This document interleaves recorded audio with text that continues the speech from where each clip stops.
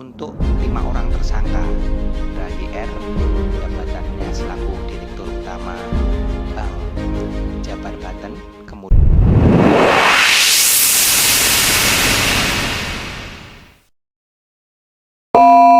Bismillahirrahmanirrahim. Assalamualaikum warahmatullahi wabarakatuh. Yang saya hormati Bapak Budi Sokmo Wibowo selaku PLH Direktur Penyidikan. Yang saya hormati rekan-rekan jurnalis yang telah hadir di ruang konferensi pers Gedung Merah Putih Komisi Pemberantasan Korupsi. Pada sore hari ini, KPK akan menyampaikan rilis pengumuman perkara pengadaan barang dan jasa pada salah satu bank BUMD milik Pemprov Jawa Barat dan Banten, yang lengkapnya akan disampaikan oleh Bapak Budi Sokmo. Untuk waktu dan tempat kami persilakan. Bismillahirrahmanirrahim. Assalamualaikum warahmatullahi wabarakatuh.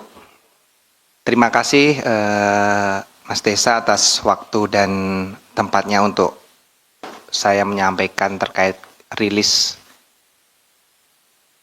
penyidikan perkara pengadaan barang dan jasa di Bank Jabar Banten. Jadi KPK per tanggal 27 Februari 2025 telah menerbitkan 5 buah seprindik, yaitu nomor 13 sampai dengan 17 untuk 5 orang tersangka.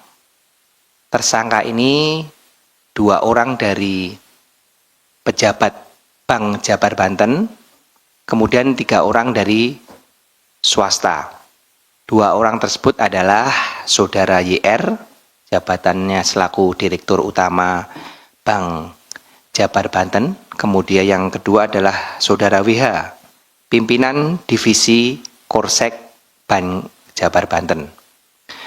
Kemudian 3 orang swasta ini adalah pemilik agensi iklan, yaitu Saudara ID, pemilik agensi Arteja, Mulyatama, dan Cakrawala Kreasi Mandiri.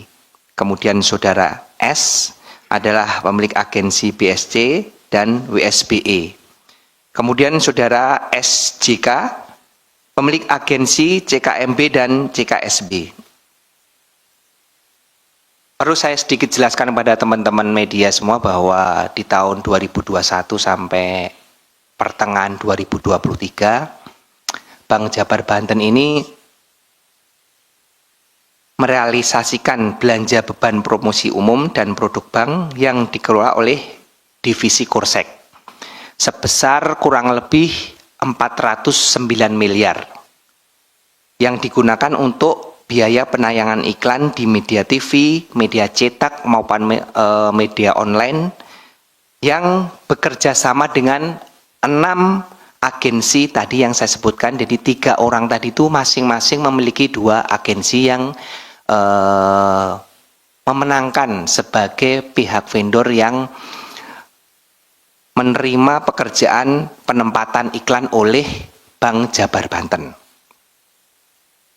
6 agensi tadi secara rinci masing-masing menerima PT CKMB 41 miliar, kemudian CKSB 105 miliar, PT AM 99 miliar, PT CKM 81 miliar, PT BSCA 33 miliar, dan PT WSBE 49 miliar. Dari proses penyelidikan dan penyidikan yang kami laksanakan, kami menemukan fakta bahwa lingkup pekerjaan 6 agensi ini ternyata hanya menempatkan iklan sesuai dengan permintaan Bank Jabar Banten. Serta kami temukan juga bahwa penujukan agensi ini dilakukan dengan melanggar ketentuan pengadaan barang dan jasa.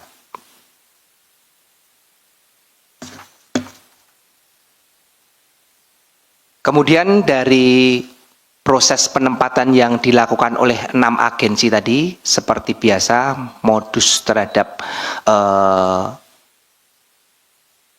pemakaian uang tersebut dilakukan dengan tidak kesesuaian antara pembayaran yang dilakukan oleh BJB ke agensi dengan agensi kepada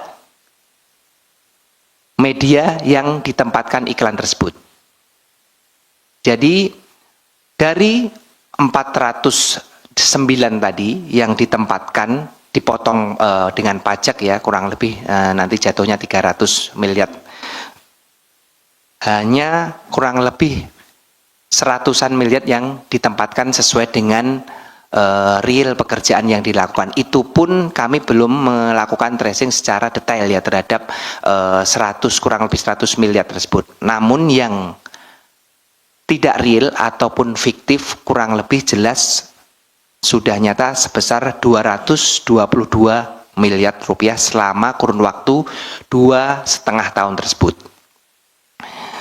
Adapun penggunaan uang tersebut memang di BJB ini ada suatu dari hasil penyidikan yang kami laksanakan kebutuhan-kebutuhan yang non budgeter. Jadi Dirut Bank Jabar yaitu saudara YR bersama-sama saudara Widi ini melakukan kerjasama dengan agensi tersebut untuk bersepakat bagaimana untuk memenuhi dana non budget tersebut. Akhirnya dibuatlah tadi suatu penempatan iklan yang sebenarnya PT BJB itu bisa langsung menempatkan ke media, namun digunakan pihak agensi guna mengambil sejumlah uang tadi di 2,5 tahun kurang lebih 222 miliar. Adapun beberapa PMH yang telah kami temukan terhadap perkara ini adalah saudara YR selaku Dirut bersama-sama dengan Widi Hartato yang di sini adalah dia PPK-nya terhadap proses pengadaan barang dan jasa penempatan iklan tersebut, mengetahui dan memang sengaja menyiapkan agensi-agensi tersebut untuk memenuhi kebutuhan dana budgeter sehingga penunjukan mereka pun tidak sesuai dengan peraturan yang berlaku di internal Bank Jabar Banten terkait dengan pengadaan barang dan jasa. Kemudian Dirut dan PPK mengatur pemilihan siapa-siapa agensi yang memenangkan penempatan iklan tersebut. Di sini tentunya para agensi juga telah sepakat sehingga mereka bersama-sama dengan para pihak BJB yaitu Dirut dan kepimpinan divisi Korsek melakukan perbuatan merugikan keuangan negara. KPK dalam ini telah melakukan serangkaian upaya paksa yang telah kami laksanakan setelah surat penyidikan dikeluarkan, yaitu diantaranya terhadap kelima tersangka tersebut telah kami lakukan pencegahan atau pencekalan larangan bepergian ke luar negeri.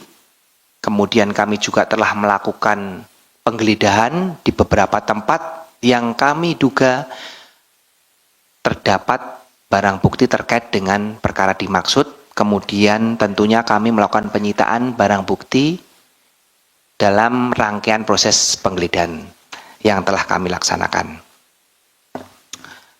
Itu saja yang bisa kami sampaikan terkait dengan perkembangan penyidikan perkara pengadaan barang dan jasa di Bank Jabar Banten. Silakan rekan-rekan media yang akan memberikan pertanyaan, namun saya rasa cukup 3 atau 5 maksimal ya Pak Tesa untuk pertanyaannya. Silakan nanti Pak Tesa diatur. Terima kasih. Wassalamualaikum warahmatullahi wabarakatuh. Waalaikumsalam. Terima kasih Pak Budi. Sebagai tambahan rekan-rekan sekalian, disampaikan bahwa pada tanggal 28 Februari tahun 2025, KPK telah mengeluarkan surat keputusan nomor 373 tahun 2025 tentang larangan bepergian ke luar negeri terhadap 5 orang berinisial YR, WH, IAD, SUH, dan RSJK.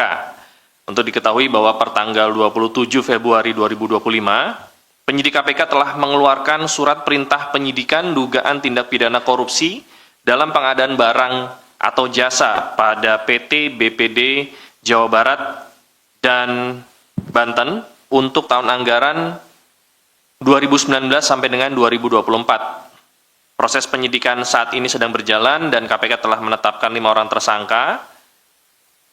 Kerugian negara pada perkara ini dalam proses penyelidikan sebesar kurang lebih 250 miliar. Larangan bepergian ke luar negeri ini dilakukan oleh penyidik karena keberadaan yang bersangkutan di wilayah Indonesia dibutuhkan dalam rangka proses penyidikan dugaan tindak pidana korupsi sebagaimana tersebut di atas dan berlaku untuk 6 bulan ke depan. Demikian rilis tambahannya. Dipersilakan bagi rekan-rekan yang ingin bertanya untuk perkara yang baru saja disampaikan. Silakan Mas Chandra. Iya, mau nanya soal keterlibatan dari mantan Gubernur Jawa Barat Ridwan Kamil dalam kasus ini apa? Kenapa KPK mencari bukti di rumah dia beberapa waktu lalu? Terus yang kedua, apa yang diambil oleh KPK dari kantor BJB Bandung saat melakukan penggeledahan beberapa waktu lalu?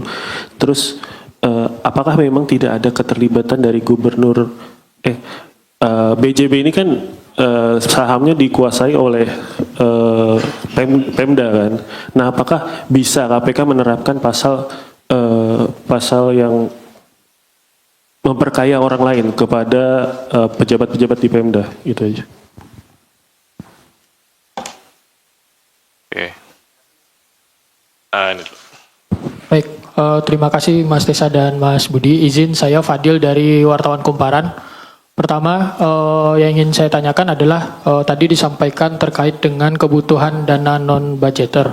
Itu apakah bisa didetailkan terkait kebutuhan dana non-budgeter itu apa saja? Apakah termasuk juga dana yang mungkin diduga diterima oleh mantan Gubernur Jawa Barat Ridwan Kamil? Dan apakah dari tim penyidik KPK bakal mengusut terkait dengan penerimaan dana non-budgeter itu termasuk dengan mungkin yang diduga diterima oleh Ridwan Kamil. Terus pada perkara ini kan juga menyambung pertanyaan dari Bang Chandra sebelumnya. Sebelumnya KPK kan juga menggeledah rumah Ridwan Kamil yang di Bandung gitu. Nah, dalam perkara ini statusnya Ridwan Kamil itu apa gitu. Dan selanjutnya kenapa yang menjadi lokasi awal geledah terkait dengan perkara BJB ini rumahnya Ridwan Kamil gitu. Dan terakhir kapan KPK akan melakukan pemeriksaan terhadap Ridwan Kamil atau yang bersangkutan. Terima kasih. Assalamualaikum warahmatullahi wabarakatuh, Mas Busok, Mas Jubir. Saya Sabir, ada beberapa yang saya mau tanyakan dari penjelasan Mas Budi Sokmo tadi. Pasal yang diterapkan belum disampaikan. Kalau kami menduga, ini ya, bahwa pasalnya 2 ayat 1 atau pasal 3, junto pasal 55 ayat 1 ke 1 KUH pidana, atau junto pasal 65 karena perbuatan berlanjut. Nah, tetapi apakah benar pasal yang disangkakan demikian gitu ya? Karena ini penting untuk kemudian kita menentukan konstruksi perkaranya. Itu pertama. Yang kedua, soal tadi ada perbedaan sedikit ya, bukan sedikit, cukup signifikan penjelasan Pak Mas Budi Sukmo dengan Mas Tesa. Selisihnya 220 miliar, kerugian negara 250. Nah, kan ada selisih 30 M nih, yang dilap 30 miliar siapa nih? Ya, itu yang pertama, perlu dikelirkan dulu nih, ini mana yang kemudian, apakah kemudian yang 30 miliar itu menjadi keuntungan yang diterima oleh 5 orang itu, karena kemudian kan tentu dalam pasal kerugian negara itu ada kickback, ada penerimaan itu pertanyaan ketiga. Keempat, turunan dari pasal ini dan jumlah kerugian negaranya, tentu dengan jumlah kerugian yang sangat besar, taruhlah kita sebut 200 miliar lebih lah gitu ya, karena persisnya secara persis kan belum disampaikan. Apakah ada aset-aset yang diduga oleh 5 tersangka ini kemudian sudah dipergunakan uang yang hasil kerugian itu dipakai untuk pembelian aset, atau dibelanjakan, atau ditransfer, atau dialih bentukkan, atau dilakukan perbuatan lain yang diduga sesuai dengan pasal 3 atau pasal 4 Undang-Undang TPPU gitu ya. Karena pertanyaan Fadil tadi itu beririsan dengan pasal TPPU juga diantaranya. Yang kelima masih terkait dengan ini secara substansial. Apakah Ridwan Kamil itu sebagai pemegang saham karena BPD dia mayoritas ya, Pemprov Jabar itu juga turut mengambil keputusan untuk penempatan iklan-iklan ini sepanjang 2021 ke 2023. Karena tentu dengan angka yang jumlah besar, itu tidak serta-merta direksi bisa memutuskan. Tentu ada komisaris atau pemegang saham. Kalau BUMN kan itu pemerintah, Kementerian BUMN. BPD tentu ini Pemprov, dalam hal ini waktu itu Ridwan Kamil. Apakah ada demikian? Terima kasih dari saya.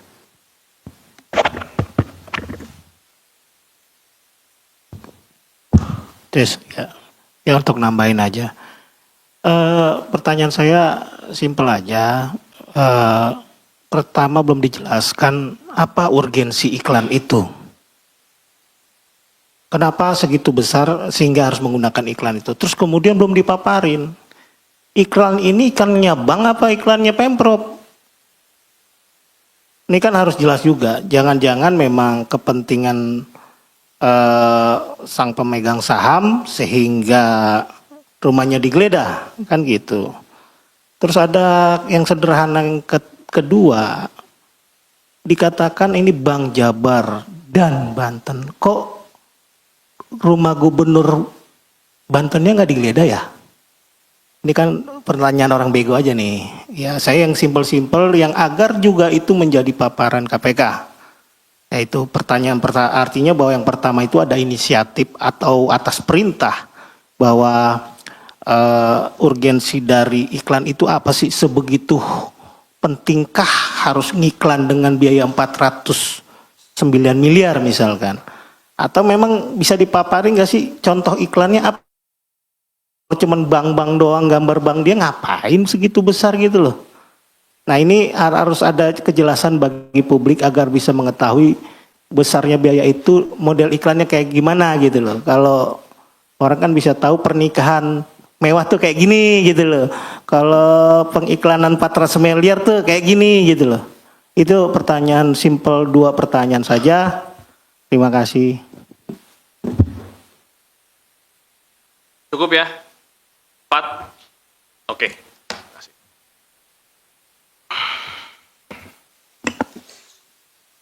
Terima kasih. Saya akan jawab satu persatu pertanyaan dari rekan-rekan jurnalis. Pertama dari Mas Chandra nih, ada semuanya bertanya terkait dengan ini. Apa sih keterlibatan RK sehingga tempat pertama kali yang digeledah adalah rumahnya RK? Kami KPK dalam melaksanakan upaya paksa penggeledahan tentunya ada petunjuk-petunjuk sebelumnya yang telah kita dapatkan.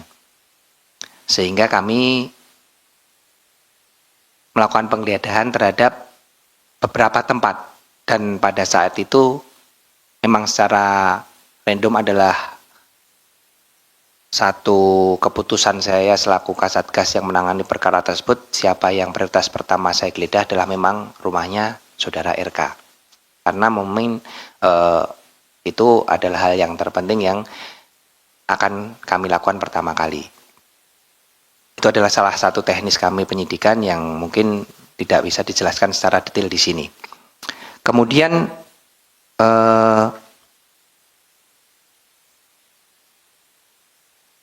apa saja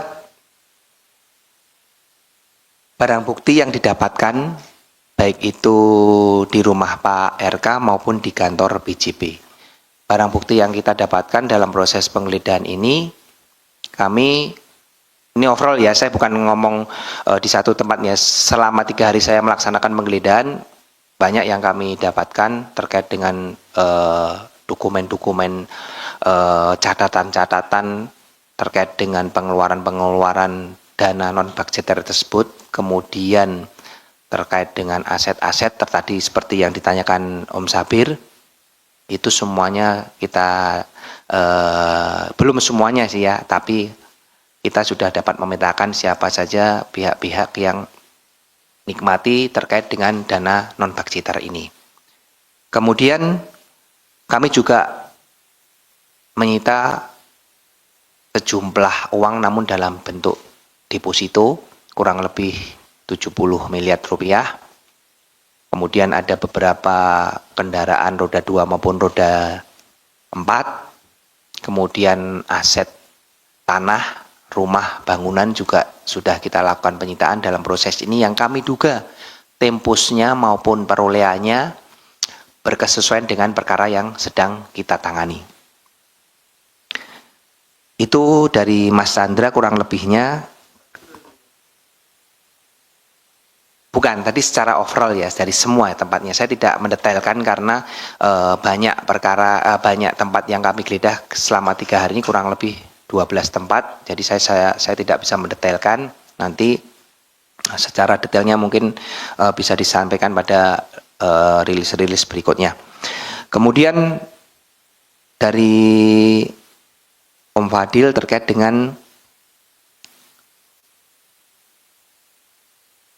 dana non-budgeter itu untuk apa saja. Nah, dari proses penyidikan yang telah kami laksanakan bahwa dana non-budgetan dan dari hasil penggeledahan yang telah kita laksanakan memang banyak uang-uang yang memang tidak dianggarkan di BJB sehingga diambilkan dari dana non-budgeter ini. Dan ini masih kita telusuri karena kita belum mengklarifikasi, kami hanya baru mendapatkan catatan-catatannya saja, nanti akan kita klarifikasi kepada pihak-pihak yang melakukan delivery. Ini kepada siapa, sesuai dengan catatan-catatan tersebut, kebenarannya, sehingga kami tidak bisa merilis terkait dengan detail siapa saja yang menerima terkait dana non-budgeter ini karena kita belum mengkonfirmasi terkait dengan catatan-catatan dari hasil penggeledahan yang kita temukan maupun dari transfer-transfer yang telah kita dapatkan dari PPATK. Kemudian Bapak RK ini statusnya apa? Kalau statusnya sampai saat ini beliau ya di dalam perkara ini saksi juga belum ya karena belum dipanggil saksi dan kapan akan dipanggil nanti pasti akan kita panggil karena di rumah yang bersangkutan beliau kita laksanakan penggeledahan dan ada beberapa barang bukti yang kita cita tentunya harus kita klarifikasi kepada yang bersangkutan. Terkait kapannya tentunya sesegera mungkin akan kami panggil untuk seluruh saksi-saksi terkait dengan hasil penggeledahan yang kami laksanakan untuk mengklarifikasi terhadap barang bukti yang kami ambil maupun kami sita dari tempat yang bersangkutan. Kemudian tadi benar sekali dari Mas Habir bahwa pasal yang diterapkan adalah pasal 2 dan 3, kemudian kerugian 222 itu tadi saya yang sampaikan kalau Mas Tesa tadi ngomongnya 250 ya memang kurang lebihnya ya, tetapi kami menghitung ini adalah sesuai dengan 222 ini Om Sabir dari nilai realnya ya.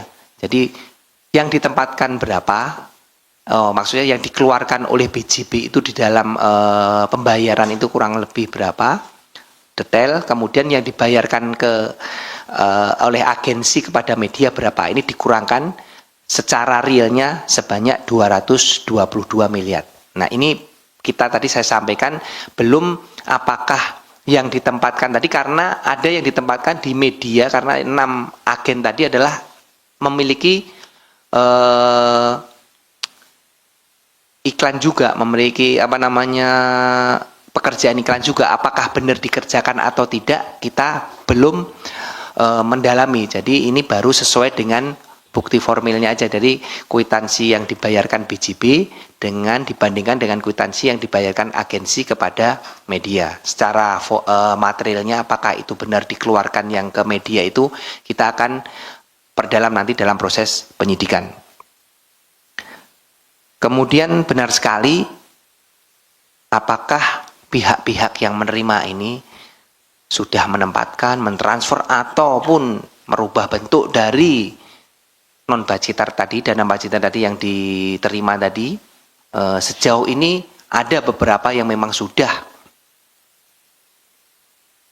dilakukan pentransferan, kemudian pembelanjaan, kemudian diatasnamakan orang lain, menggunakan nomini orang lain terhadap dana-dana tersebut. Dari hasil proses penggeledahan sudah kami temukan petunjuk tersebut dan akan kita perdalam nanti di proses penyidikan yang akan datang. Kemudian, apakah RK sebagai pemegang saham juga turut mengambil keputusan?